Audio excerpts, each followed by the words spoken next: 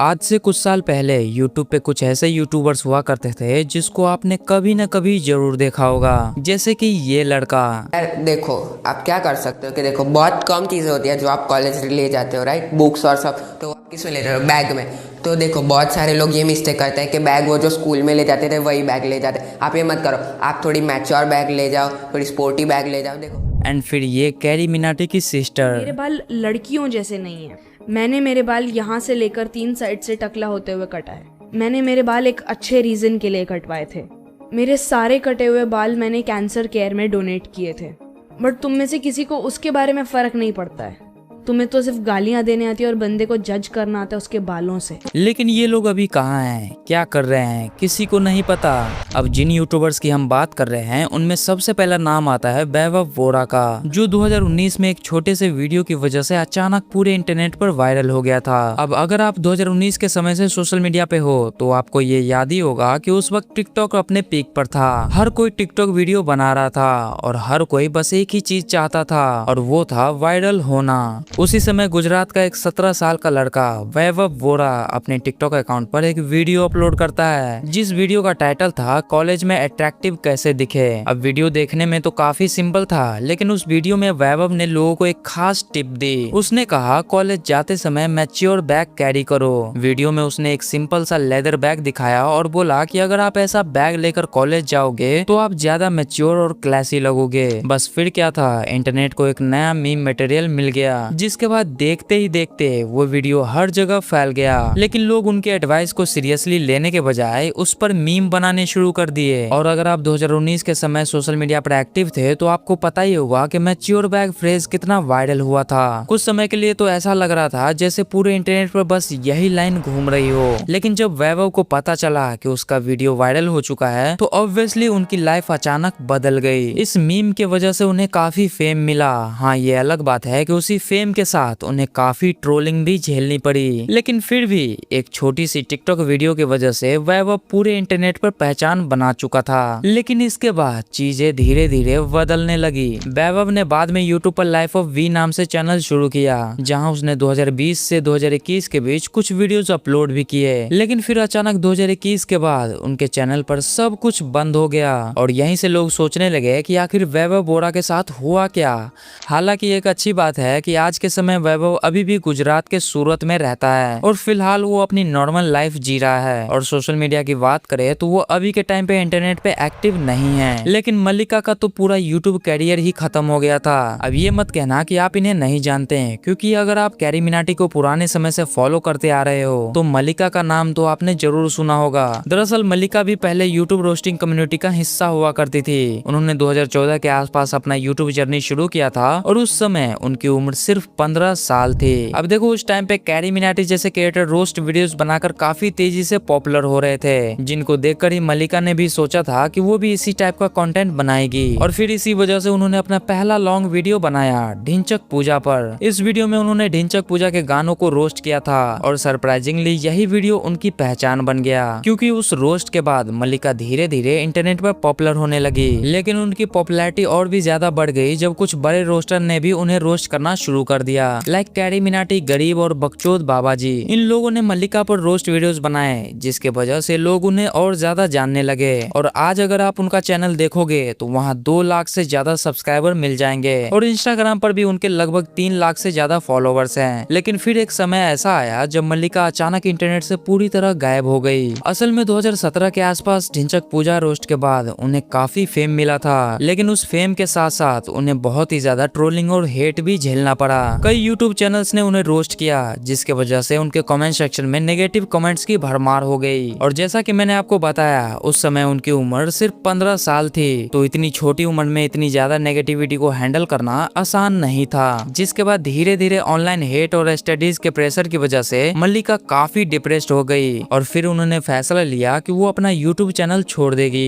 इसके बाद उन्होंने वीडियोस बनाना लगभग बंद कर दिया और करीब 3 साल तक 2017 से 2020 के बीच बीच वो इंटरनेट से पूरी तरह गायब रही। अब जब कोई कैरेक्टर अचानक से गायब हो जाता है तो लोग अपने आप कहानियां बनाना शुरू कर देते हैं, जिसके बाद कई लोगों को लगा कि मल्लिका का कैरियर पूरी तरह खत्म हो गया है। लेकिन फिर 2020 में उन्होंने अचानक एक वीडियो अपलोड किया जिसका टाइटल था आई एम बैक अगेन। इस वीडियो में मल्लिका ने खुलकर बताया कि इंटरनेट पर उन्हें कितनी ट्रोलिंग और गालियां सुननी पड़ी थी। यहाँ तक कि उन्होंने ये भी बताया कि कुछ रोस्ट वीडियो की वजह से उनके खिलाफ हेट और भी ज्यादा बढ़ गया था। लेकिन इस बार मल्लिका पहले से ज्यादा स्ट्रॉन्ग नजर आई और इसी वजह से गरीब जैसे रोस्टर को भी यूट्यूब छोड़ना पड़ा। अब गरीब के बारे में बहुत ही पहले मैंने इस वीडियो में बात कर रखा है। इसके बाद वो कुछ शोज में दिखाई दी जैसे रोडीज और प्लेग्राउंड में, और यहीं पर उन्हें कैरी मिनाटी से मिलने का मौका भी मिला। और आज के समय में मल्लिका भले ही पहले जितनी यूट्यूब वीडियोस नहीं बनाती, लेकिन वो इंस्टाग्राम पर काफी एक्टिव रहती है और वहाँ अपने फॉलोवर्स के साथ रेगुलरली अपडेट शेयर करती रहती है। लेकिन मल्लिका को जिन रोस्टर ने रोस्ट किया था उनमें से एक बकचोद बाबा जी भी थे जो आज यूट्यूब से गायब हैं। ये वही यूट्यूबर है जिसे लोग बीबीजे के नाम से जानते थे, क्योंकि एक समय पर यूट्यूब पर ये अपनी रोस्टिंग वीडियो की वजह से काफी ज्यादा पॉपुलर हुआ करते थे। लेकिन अगर आज के समय की बात करें तो शायद बहुत से लोग इन्हें भूल भी चुके होंगे, क्योंकि अगर आप अभी यूट्यूब पर जाकर देखो तो इनका चैनल आज भी एग्जिस्ट करता है, लेकिन कई सालों से पूरी तरह इनएक्टिव पड़ा हुआ है। अब अगर बकचोद बाबा जी की बात करें तो उनका रियल नाम बताया जाता है और उन्होंने करीब 2017 के आसपास बकचोद बाबा जी नाम से अपना रोस्टिंग चैनल शुरू किया था। और आपको तो पता ही है उस समय यूट्यूब पर रोस्टिंग कंटेंट का गोल्डन एरा चल रहा था और उस टाइम पे कैरी मिनाटी, ट्रिगर इंसान जैसे कैरेक्टर काफी तेजी से ग्रो हो रहे थे और उसी वेव में बीबीजे भी काफी पॉपुलर हो गए थे। लेकिन सवाल ये है कि लाखों सब्सक्राइबर होने के बावजूद भी आखिर ऐसा क्या हुआ कि उन्होंने यूट्यूब ही छोड़ दिया। असल में कंट्रोवर्सी की शुरुआत एक वीडियो से हुई थी जिसमें उन्होंने ढिंचक पूजा से जुड़ा एक रोस्ट और एक्सपोज वीडियो बनाया था, जिसके बाद रिपोर्टेडली ढिंचक पूजा की तरफ से उनकी वीडियो पर स्ट्राइक आ गई। लेकिन मामला यही खत्म नहीं हुआ, क्योंकि बाद में उन्होंने मल्लिका पर भी रोस्ट वीडियो बनाया। उसके बाद मल्लिका ने भी उनके वीडियो पे स्ट्राइक मार दी और कुछ रिपोर्ट्स के मुताबिक उनका रोस्टिंग स्टाइल काफी एग्रेसिव था, जिसकी वजह से एक समय पर उनका चैनल टेम्पोरली यूट्यूब से डिलीट भी हो गया था। हालांकि बाद में चैनल वापस रिस्टोर हो गया, लेकिन स्ट्राइक और कंट्रोवर्सी का असर उनके चैनल पर साफ दिखने लगा था। और आज अगर आप उनका चैनल देखोगे तो वहाँ कुल मिलाकर लगभग 45 वीडियोस ही अपलोडेड मिलेंगे और सब्सक्राइबर काउंट भी लगभग 6 लाख से ज्यादा है। लेकिन इसके बावजूद कई सालों से उस चैनल पर एक भी नया वीडियो अपलोड नहीं हुआ। और इतना ही नहीं, बकचोद बाबा जी लगभग पूरी तरह इंटरनेट से गायब हो चुके हैं, क्योंकि मैंने उनके सोशल मीडिया हैंडल भी चेक किए, लेकिन वहाँ भी कोई रिसेंट अपडेट्स नहीं मिला। तो अब यही माना जा सकता है कि शायद वो आज के समय में नॉर्मल लाइफ जी रहे होंगे